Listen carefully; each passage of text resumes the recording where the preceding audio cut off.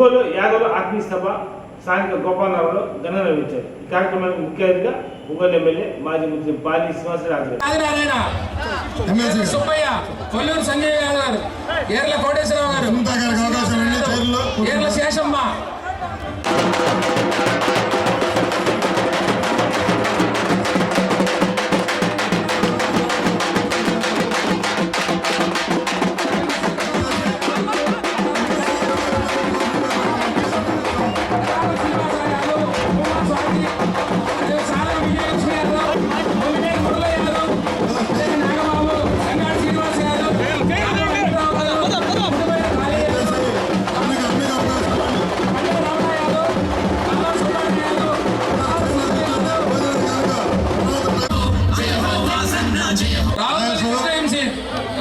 ధనలక్ష్మి, లీలావతి, చిట్టం రమణమ్మ, మాధవి, సాదం పుష్పలత, కోనంకి ఆదిలక్ష్మి. అందరు సీట్లోకి వచ్చండి. ఒప్పోలు సీతారామయ్య, పందిల అంజయ్యాలు, జాజులు సుబ్బారావు గారు, ఆదిన హరిబాబు, జాజులు సీను, శ్రీ విష్ణుమూర్తి యాదవ్, కె వెంకటరావు యాదవ్, శ్రీ పేదల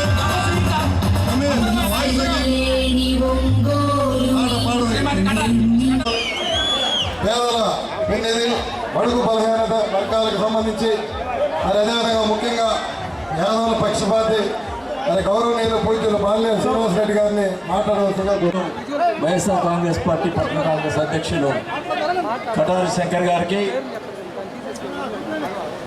ఈనాటి కార్యక్రమానికి ముఖ్య అతిథిగా వచ్చినటువంటి మా శ్రేయోభిలాషులు, మా సోదరులు, రాజ్యసభ సభ్యులు, ఎంపీ గారు మన బీరం మస్తానరావు గారికి, అలాగే ఎమ్మెల్సీ గారు పోతుల సునీత్ గారికి, అలాగే కనిగిరి నియోజకవర్గ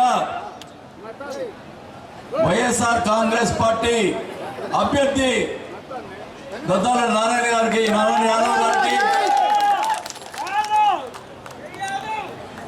వేదిక రచన చాలా మంది మన కార్పొరేటర్లు అందరూ ఉన్నారు. పేరు పేరున ఉల్లాసీను, మన తిరుమల, మన వెంకటేష్, నాగరాజు, మా మాస్టర్ గారు రంగారావు గారు, మన సురేష్ గారు, కాశీ గారు, అశోక్ గారు, ధనలక్ష్మి లోప వెనుకున్నట్టుంది, ధనలక్ష్మి, మన రత్తయ్య, మన కార్పొరేటర్ పద్మ, మన స్వాతి, అందరూ కూడా వీళ్ళ ధనలక్ష్మి చెప్పాను, ఆదిలక్ష్మి గారు, కటార లక్ష్మణ, మన ధనలక్ష్మి గారు, మనమ్మ, కృష్ణవేణి, మరి వీళ్ళందరూ కూడా అందరికి కూడా వేదిక వంచిన ఇతర పెద్దలకు, ఇక్కడికి వచ్చినటువంటి యాదవ సోదరి మళ్ళీ అందరూ కూడా ముందుగా నమస్కారాలు తెలియజేసుకుంటా ఉన్నాం. చాలా సంతోషం. మరి ఈరోజు ఇక్కడ యాదవ సమ్మేళనంలో ఆత్మీయ సమ్మేళనానికి పిలంగాణ వచ్చినటువంటి మా సోదరులు బీర మస్తానరావు గారికి ముఖ్యంగా ధన్యవాదాలు తెలుపుకుంటా ఉన్నాం. అనిల్ కుమార్ యాదవ్ కూడా రావాల్సింది. రాత్రికి ఈరోజు సీఎం గారి మీటింగ్, ఆయన కాన్స్టిట్యున్సీలో సత్తెనపల్లిలో ఈరోజు సీఎం గారి మీటింగ్ ఉంది. సడన్గా ఈరోజు పెట్టడం జరిగింది, అందువల్ల రాలేకపోతున్నాడని చెప్పి చాలా కూడా బాధపడ్డాడు. మళ్ళీ తర్వాత కూడా మళ్ళీ బీసీ మీటింగ్లో మళ్ళీ మీటింగ్ పెట్టినప్పుడు అప్పుడు వస్తానని చెప్పి చెప్పడం జరిగిందని కూడా ఈ సభగా తెలియజేసుకుంటా ఉన్నా. మరి ముఖ్యంగా ఈరోజు వైఎస్ఆర్ కాంగ్రెస్ పార్టీ నాయకుడు జగన్మోహన్ రెడ్డి గారు బీసీల పక్షపాతి అనేది మీ అందరికీ తెలుసు. గతంలో తెలుగుదేశం పార్టీ వాళ్ళు మేము బీసీలకి అవి చేస్తాం ఇవి చేస్తామని చెప్పి ఏం చేసేవాళ్ళు, చాకలి వాళ్ళకి ఇస్త్రీ పెట్టి ఇచ్చేవాళ్ళు, మంగళవారికి కత్తెరలో ఇచ్చేవాళ్ళు. అట్లా చేశారు తప్ప కులాలకి న్యాయం చేసిన దాఖలాలు లేవు.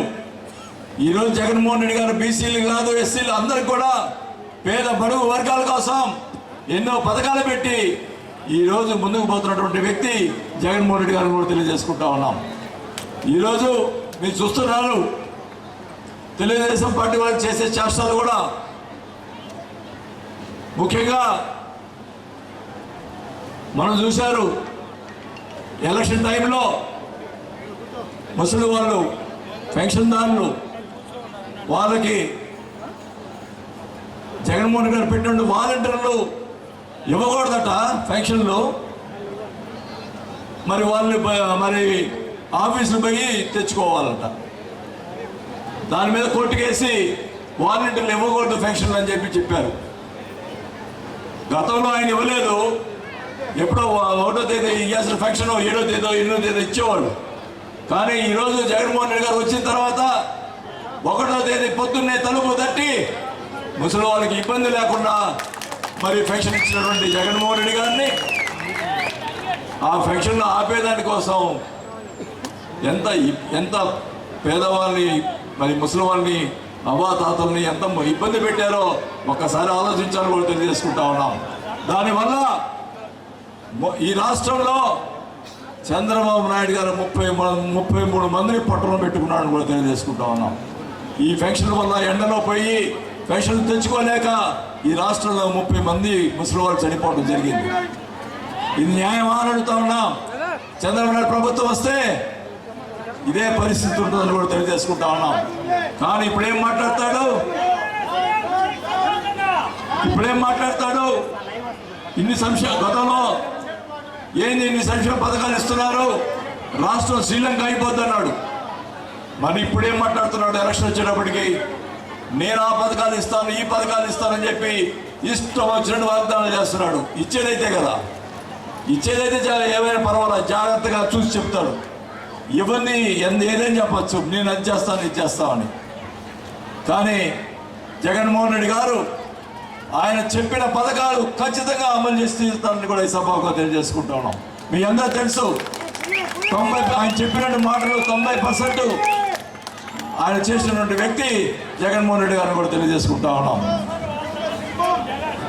ఈరోజు ఒంగోలు పట్టణంలో గతంలో కూడా 5 సార్లు నన్ను ఎమ్మెల్యేగా చేశారు. నేను ఎక్కడ కూడా ఎవరిని కూడా ఈవెన్ ఒకటే చెప్తా ఉన్నా, తెలుగుదేశం పార్టీ సంబంధించినటువంటి ఆ క్యాండిడేట్ సంబంధించినటువంటి సామాజిక వర్గాన్ని కూడా ఓపెన్గా చెప్పాలంటే కమ్మ సామాజిక వర్గాన్ని కూడా ఎక్కడ కూడా ఇబ్బంది పెట్టాల. ఒక్కరిని ఇబ్బంది పెట్టాలని చెప్పమనండి. వాళ్ళని అడుగుతా ఉన్నా. నిన్న మొన్న సుజాత నగర్లో, సమతా నగర్లో ఆ ఏరియాలో వాళ్ళ సామాజిక వర్గం ఎక్కువ ఉంటుంది. మా కోడలు మరి మా కార్యకర్తలు అందరూ కూడా పోయి ప్రచారం చేస్తున్నారు.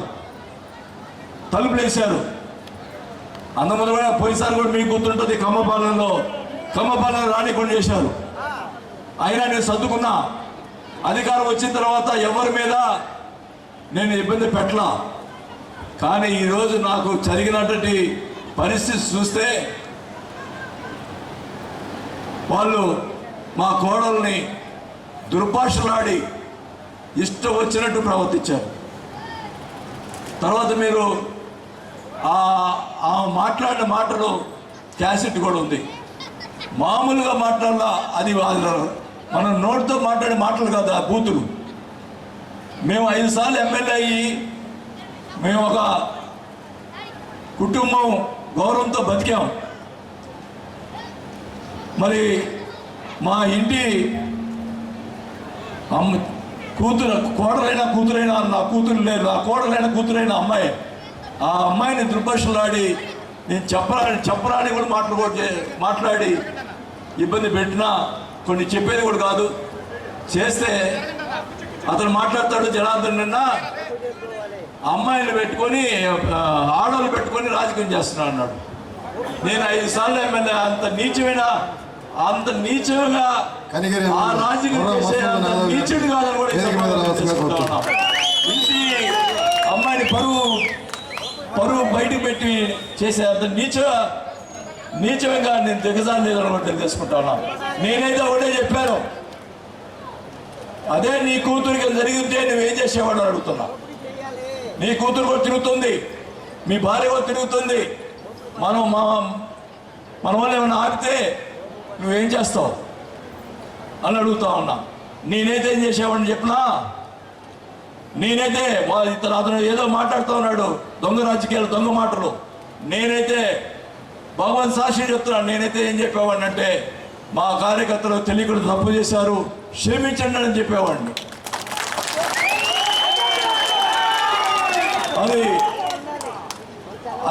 అది సంస్కారం చేయాల్సిన పని, సంస్కారం చేసే పని అది. ఎవరైనా సంస్కారం ఏమనంటే పిల్లల గురించి మాట్లాడి ఇవన్నీ చేస్తే సంస్కారం అనేది ఉండాలా. రాజకీయం అనేది ఈరోజు ఉంటుంది, రేపు పోతుంది. కానీ నన్ను ఆ రోజు కమ్మపాలెంలో అడ్డుకుంటే నేను గెలిచిన తర్వాత కూడా వాళ్ళ మీద ప్రతీకారం తెచ్చుకోవాలా. ఈరోజు నా కుటుంబం మీద మాట్లాడారు, నా కుటుంబాన్ని టచ్ చేశారు, అయినా ఇష్టం వచ్చిన మాట్లాడుతూ ఉన్నాడు. ఓపిక పడుతున్నా, ఒకటే చెప్తా ఉన్నా, నేను ఓపిక పట్టినా మా కార్యకర్తలు ఓపిక పట్టరని కూడా ఈ సభలో తెలియజేసుకుంటా ఉన్నా.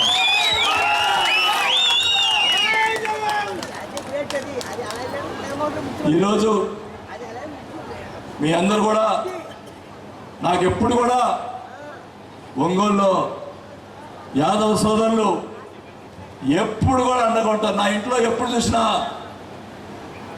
ఎప్పుడు ఏ టైంలో వచ్చినా 10-15 మంది యాదవులు ఉంటారు కూర్చొని నా చుట్టూ. ఎప్పుడు కూడా వాసన నాయకత్వం. నేను నా కుటుంబాన్ని చూసుకున్నాను తప్ప ఎవరిని కూడా ఎప్పుడు కూడా ఇబ్బంది పెట్టిన దాఖలాలు లేవు.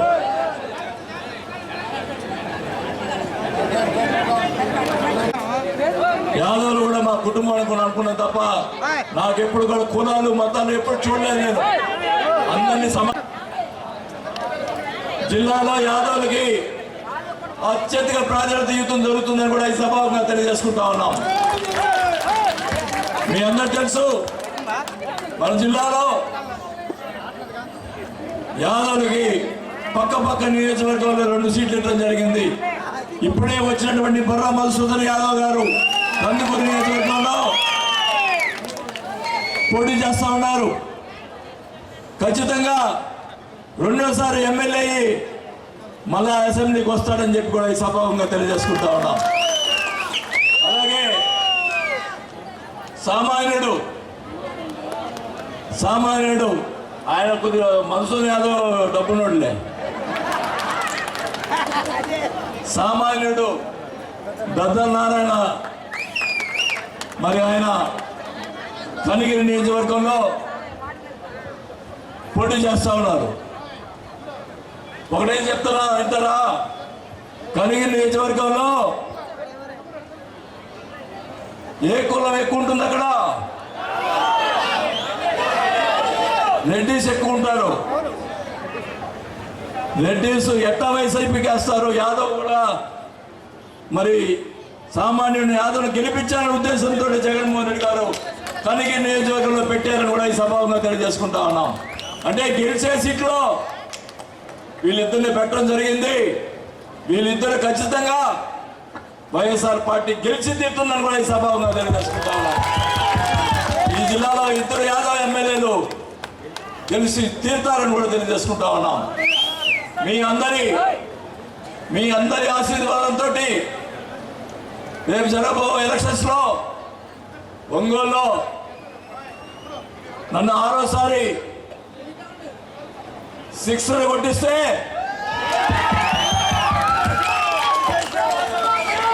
మీ రుణం నేను తీర్చుకుంటానని కూడా తెలియజేసుకుంటా ఉన్నాం. ఎప్పుడు కూడా యాదవ్ సోదరులకి ఎప్పుడు కూడా నా వాకిలి తెలిసే ఉంటుంది. ఎప్పుడు ఏది ఇబ్బంది వచ్చినా అమ్మా మీరందరికీ కూడా ఎప్పుడు మీ వాసు ఉండాలని గుర్తుపెట్టుకోండి. ఖచ్చితంగా ఎప్పుడు కూడా మీకు సహాయం చేసేదానికి ప్రయత్నం చేస్తానని చెప్పి కూడా తెలియజేసుకుంటూ, అలాగే ఎంపీగా చేవిరెడ్డి భాస్కర్ రెడ్డి గారు పోటీ చేస్తున్నారు. 2 గుర్తులు 2 ఎంపీకి ఎమ్మెల్యేకి 2 కూడా వైఎస్ఆర్ పార్టీ ఫ్యాన్ గుర్తుకే ఓట్లేసి గెలిపించాలని చెప్పి మిమ్మల్ని అందరూ కూడా కోరుకుంటూ, మరి ఇంత ఆలస్యమైనా కూడా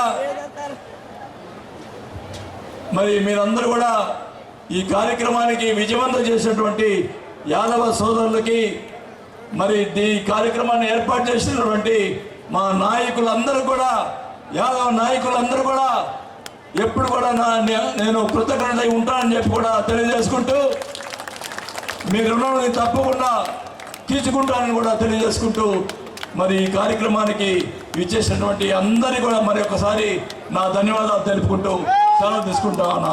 జై జగన్.